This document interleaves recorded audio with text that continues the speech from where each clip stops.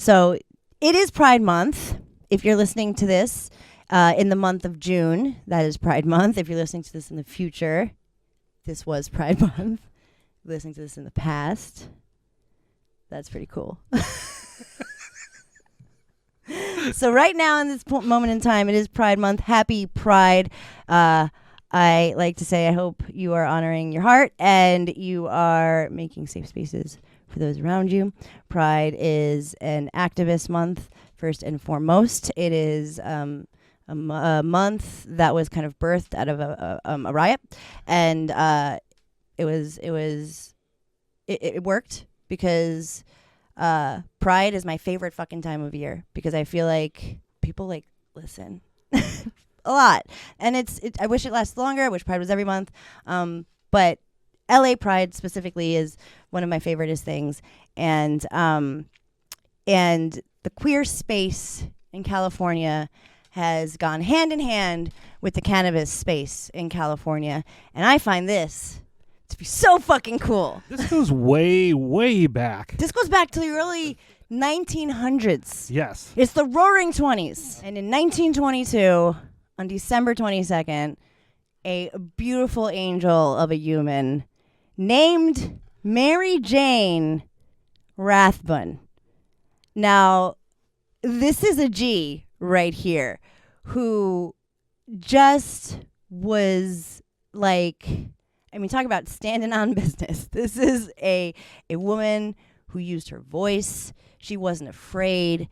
And this is in the early 1900s. So she was born in 1922 into a post-war Illinois.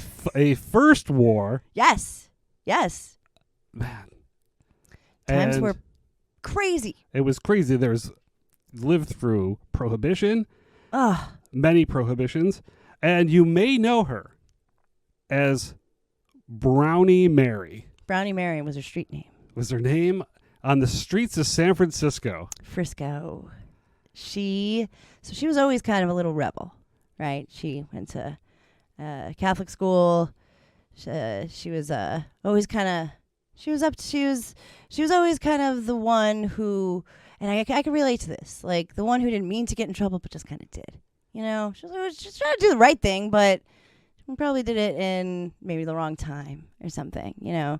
Like I would pass notes in class. She was definitely ahead of her time. She was. So she was always progressive. Always progressive. Her whole entire life. And she moves to California. She starts to smoke weed. She starts smoking weed. She starts to have a little.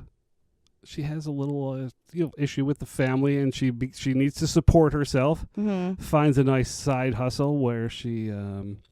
She's a waitress. She's a waitress at IHOP. G status. Absolutely. IHOP slaps all day. IHOP I wanted to be a waitress at IHOP. In the 30s, in the 40s. Oh my God, I forgot we were in the fucking 40s. IHOP in the 40s? Get the fuck out of here. In San Francisco. Take me to there. Now listen, things were rough. I don't want to be Taylor Swift about this, but man, does that sound nice. But the IHOP in 1940s just sounds like a place where change can be birthed, and that's because Mary Jane was there. Brownie Mary immediately took to the counterculture.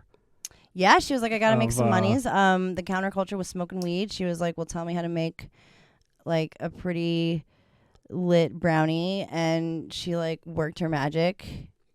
She said, hustled, put flyers up around San Francisco, where they could find her magical brownies. Sold a bunch of brownies. She was, she was out there about it. Did we mention her activism? Her early activisms? Oh yeah, Please, she was an early activist for women's rights, abortion rights, unionization. Her whole life. Her whole life.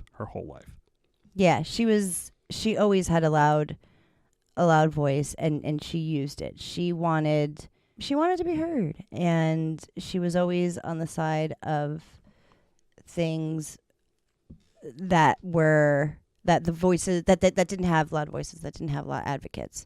She was always the advocate to the advocateless.